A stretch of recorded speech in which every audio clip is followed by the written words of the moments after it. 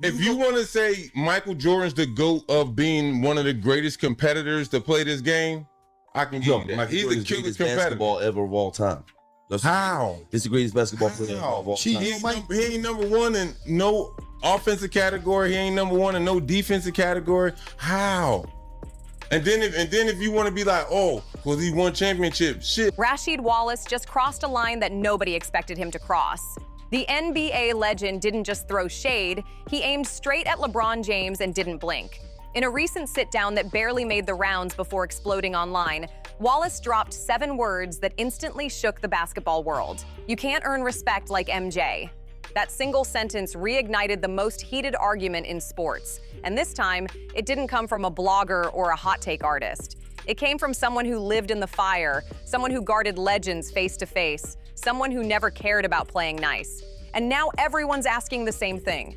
What happened behind the scenes that made Rasheed finally say this out loud? And why is LeBron completely silent while the internet melts down? Because let's be clear, this wasn't just another opinion. This felt personal. Let's slow it down for a second. When Rasheed Wallace talks, people listen, and for good reason. This isn't some former role player chasing attention. This is a 4-time All-Star, an NBA champion, a guy who battled the greatest players of his era and never backed away from smoke. Wallace built his entire career on honesty, even when it cost him. He picked up more technical fouls than most players ever will because he refused to filter himself. So when he speaks on greatness, it hits different. His words carry weight because he's been in the trenches, he's felt pressure, he's seen what real dominance looks like up close. And here we are, early 2025. LeBron James sits at the top of the record books. All-time leading scorer, 4 championships, 4 MVPs, 2 decades of elite performance. By the numbers alone, his resume is untouchable. To his fans, that seals it. End of discussion. To his critics, the argument never really ended. But nobody expected Rasheed Wallace to come out swinging like this. In a conversation that hadn't even gone fully mainstream yet, Wallace didn't just question LeBron's legacy. He took a hammer to the idea behind it. Calm, direct, no hesitation, no apology. This wasn't a slip-up. This wasn't him misspeaking. Wallace leaned forward, locked in, and said exactly what he meant. And according to people close to the situation, LeBron's circle wasn't thrilled. Because once those words were out, there was no pulling them back. The question now is simple. What pushed Rasheed to finally say what so many former players have whispered for years? Here's where things really heat up. The interview started casual. Old stories, playing days, how the game has changed. Just 2 hoop minds talking ball. But somewhere in the middle, the conversation drifted toward modern greatness, toward legacy, toward LeBron James. Oh, aka Michael Jordan, depending on who you ask, LeBron James was someone who I believe to be seen universally as one of the greatest defenders of all time. Well, former NBA champion Rasheed Wallace has a very different take on this. Let's roll the clip. Mike wasn't all that good of a defender. 10 all defensive teams, that Michael Jordan. All that's NBA shit. Yeah, we like Mike. We gonna put him out there. I'm talking about being out there. I seen this motherfucker get his ass bust where he couldn't. And that's when Rasheed's energy shifted. You can't earn respect. Like MJ, Wallace said, his voice dropping into that familiar tone, the same one fans remember right before a technical foul. I don't care how many points you score. I don't care how many teams you jump to. Respect in this league ain't built that way. It's about what you prove when everything is stacked against you. That line hit hard. Because Rasheed never said LeBron wasn't great. He said LeBron didn't earn respect the same way. And that's a different level of criticism altogether. That's not attacking stats. That's not arguing rings. That's questioning the foundation of how LeBron's career has been shaped, the choices, the control, the environments. Wallace didn't stop there. He brought up Michael Jordan walking into Chicago and saying, I'm gonna make this work. No shortcuts, no resets, just pressure, conflict, and accountability. And just like that, the debate wasn't about numbers anymore. It was about respect. He didn't call up his boys and say, let's team up in South Beach, Wallace said calmly. He didn't bounce around looking for the perfect setup. He made the situation perfect. That's the difference. And the moment those words landed, the room went dead quiet. You could feel the tension through the screen because this wasn't random shade. Wallace wasn't ranting. He was saying the part out loud that LeBron supporters usually dodge. The decision, the super team era. The idea that LeBron didn't just win championships, he engineered them, built them piece by piece instead of surviving the grind to earn them the hard way. That's the elephant nobody likes to talk about. Within hours, clips flooded social media. Twitter went wild. LeBron fans fired back fast, calling Wallace a hater, a bitter old head stuck in another era. But something interesting happened at the same time. Older fans, the ones who actually watched Jordan live, didn't argue. They nodded. Finally, someone said it. And here's what makes this hit harder. Rasheed Wallace played in both worlds. He faced Michael Jordan when Jordan was still terrorizing the league. He battled LeBron and shared the floor with him during the mid-2000s. He's not guessing. He's not picking sides for clicks. He's one of the very few people alive who can compare them from firsthand experience. So when Wallace says LeBron can't earn respect like MJ, it's not nostalgia talking. It's memory. It's lived experience. It's scars. And that leads to the real question. What's the actual difference between earning respect the Jordan way versus the LeBron way? Wallace didn't dodge it. He broke it down straight. And yeah, it's going to make people uncomfortable. When Michael lost, he didn't run, Wallace explained. He didn't say, "This team isn't good enough for me." He looked in the mirror and said, "I'm not good enough yet." Then he came back. Hungrier, meaner, more locked in. Jordan took his losses personally. Detroit beat him down year after year, and instead of escaping, he studied them. He absorbed the punishment.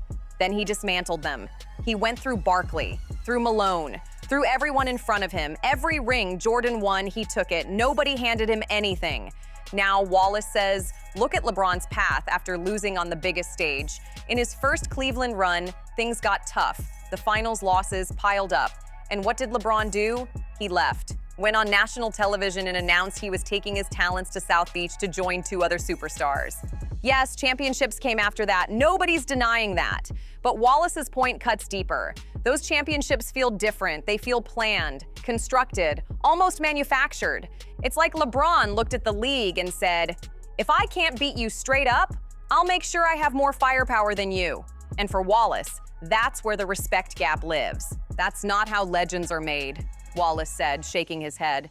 Legends are made when your back is against the wall, when the whole world doubts you and you still find a way anyway. And this is the part that's hitting hardest right now. Wallace says LeBron never had that moment. Every time the pressure peaked, there was always an exit plan. Cleveland got heavy, he left for Miami. Miami got uncomfortable, he reset again. Back to Cleveland with a new super team, another title, another move forward. We got the first annual Guilds Arena Shootout presented by Underdog Fantasy coming soon. You need to pull up. I was about to say, can I do it? $100,000 goes to the winner. Winner take all. What's the entry fee? 0. Just got to pull up. Just pull up. I got to get in the gym. So you can sign up, all you fans out there on the Guilds Arena Discord page for a chance to enter. We also have our open tryout Saturday, December 16th, 9 a.m. at the District Court in Chatsworth. Top 16 fans. Even LeBron's biggest fans can't deny the pattern. That doesn't erase greatness, but it absolutely changes how respect is earned. Then he moved to Los Angeles when things got complicated again. At every major crossroads, the pattern stayed the same. When adversity showed up, LeBron didn't stay and fight it head on. He found a better situation, a cleaner runway, a new setup where the pressure shifted elsewhere. And according to Rasheed Wallace, that choice matters more than people want to admit. Wallace also made it clear this isn't just his opinion. He said these conversations have been happening quietly for years. Private talks with players from his era, guys who battled through the 90s and early 2000s, players who survived brutal playoff runs without safety nets, and the message keeps coming back the same. We all see it, Wallace said. We just don't all say it out loud. Why? Because saying it comes with consequences. Wallace admitted most former players are scared of the backlash, the online attacks, the headlines, the idea that you're disrespecting greatness, but he doesn't care. The truth is the truth, he said, and he stood on it. According to Wallace, LeBron's greatness isn't the issue. That part is undeniable. The numbers are real. The longevity is real. The dominance is real. But the legacy, the way it will be remembered, will always carry an asterisk in his eyes. Not because LeBron lacked talent, but because when it was time to truly earn his place, he chose the easier road. And that's where this gets really interesting. Normally, when someone comes at LeBron like this, the response is immediate. His team moves fast. The PR machine spins up. Friendly media voices jump in to soften the blow. But this time, nothing. No statement, no response, no cryptic message posted online. LeBron hasn't addressed Wallace's comments at all. He hasn't subtweeted. He hasn't posted one of those motivational quotes that clearly hints at the controversy. He's been completely quiet. And if you know LeBron, that silence speaks loud. This is not his usual move. People close to his camp are saying he's genuinely hurt by what Wallace said, and honestly, that tracks. This wasn't some loud television personality chasing attention. This was a respected NBA champion, a player LeBron likely watched growing up. Someone whose opinion actually matters. That's a different kind of sting. Social media users also noticed something else. Right around the time Wallace's comments started blowing up, LeBron quietly unfollowed several accounts that were sharing the clips. No announcement, no explanation, just a quiet cleanup. Not a direct response, but definitely a signal. It got under his skin. Now the silence is creating its own pressure. Fans are flooding his pages, demanding a response. Sports shows are running full segments asking the same question over and over. Even people who usually defend LeBron are starting to hesitate. Why isn't he answering this? What does he even say? Because Wallace's argument can't be brushed away with stats. You can't counter it with scoring records or trophies. It's not about numbers. It's about something deeper, something harder to measure. It's about how greatness is earned, about what you do when there's no exit, about staying put when the situation is ugly and still finding a way to win. And deep down, LeBron probably knows it. Wallace didn't attack his talent. He attacked the one part of the story that no championship or record can rewrite, the path that was chosen to get there. That's why this one feels different. And that's why the silence is getting louder by the day. Let's zoom out for a moment and look at what this controversy really represents, because this stopped being just about LeBron versus MJ a long time ago. What we're actually watching is a clash between two completely different philosophies of greatness, and they're finally colliding head-on. The old-school mindset, the one Rasheed Wallace comes from, believes greatness is about overcoming whatever situation you're placed in. It's about taking what you're given and forcing it to work through sheer will. Loyalty matters, struggle matters, proving people wrong matters. You don't escape your demons, you conquer them. That's the lane Michael Jordan lived in. Kobe Bryant lived in it too. Even someone like Dirk Nowitzki fits that mold. These players stayed put, absorbed the pressure, and eventually bent the league to their will. Their greatness was forged in resistance, not convenience. And that struggle is a big reason why their legacies feel so heavy to older fans. But hey, let's take a look at the clip first, and then let's dive deep into it. My opinion, Mike wasn't all that good of a defender. Mike who? Jordan. Defensive Player of the Year. All that was 10. I think it was 10 all defensive teams. That Michael Jordan. all that's you know what all that is though. What is it? You know what all that is. Now all that's NBA shit. Yeah, we like Mike. We gonna put him out there. Da, da, da, da, da. I'm talking about being out there. The modern philosophy flips that idea on its head. It says greatness isn't about suffering through bad situations just to prove a point. It's about optimization, about recognizing when your environment is holding you back and making smarter moves. It's about player empowerment, about controlling your destiny, about building the best possible conditions to win. LeBron didn't just follow this path, he pioneered it. And now it's the standard across the league. And to be fair, neither philosophy is objectively wrong. The game changed, the business changed, the power dynamics shifted. But Wallace's argument is that when it comes to respect, these paths aren't valued the same. Respect isn't automatic. Respect is earned, Wallace said later, and earning it means you fought for it. You paid a price for it. You didn't just assemble it behind closed doors and roll it out fully formed. That message struck a nerve, and now other former players are starting to speak up. Some are backing Wallace, saying someone finally had the courage to say what's been whispered for years. Others are defending LeBron, arguing that empowerment is progress and that expecting players to waste their prime years in broken situations makes no sense. The lines are being drawn, and they're falling almost perfectly along generational boundaries. This isn't a casual debate anymore. It's turned into a full-blown generational war. At the center of it all is LeBron James, the player who reshaped the league forever, but who may never fully escape the shadow of the man who came before him. So where does that leave us? Where does that leave LeBron's legacy as we move deeper into 2025? Here's the uncomfortable truth. Rasheed Wallace didn't say anything outrageous. He said something people have felt for years but struggled to put into words.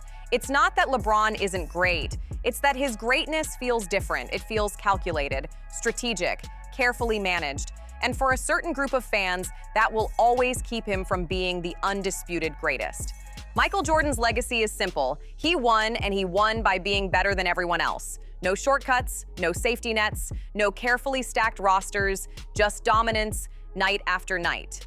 LeBron's legacy is more complicated. He won too, but he did it by maximizing leverage, by making smart career choices, by empowering himself in ways no superstar ever had before. Somewhere along that path, he lost the narrative Wallace and his generation value most. The story of the lone warrior standing in the fire and refusing to move.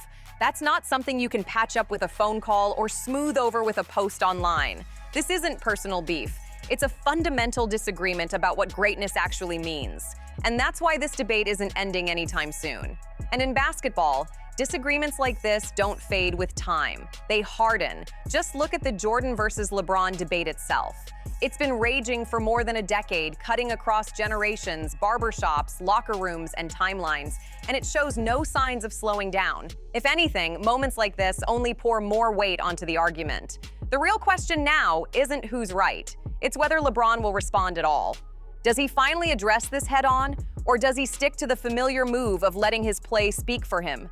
Because silence might protect him in the short term, but it also lets Wallace's words settle deeper into the conversation. And once an idea like this takes root, it's hard to shake.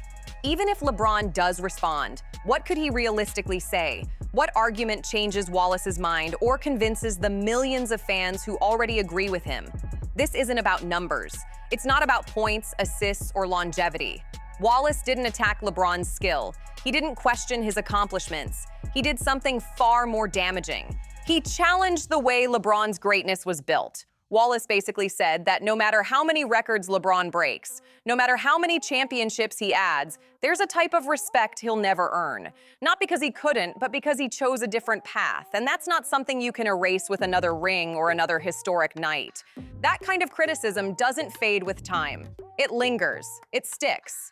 And that's probably the part that cuts the deepest. So now the debate shifts back to us. Did Rasheed Wallace cross a line? Or did he finally say what needed to be said? Is LeBron's approach to greatness just a modern evolution of the game, or does it disqualify him from being the undisputed greatest of all time? There's no safe answer here, and that's exactly why this conversation won't die. Drop your honest take in the comments and don't hold back. This debate only works when people actually say what they think. And if you think this is controversial, just wait until you hear what other NBA legends are saying behind closed doors. We're diving into that next, and trust me, you won't want to miss it. If you made it this far, hit subscribe and turn on notifications. We're not here to protect narratives. We're here to talk about the stuff everyone else avoids. See you in the next one.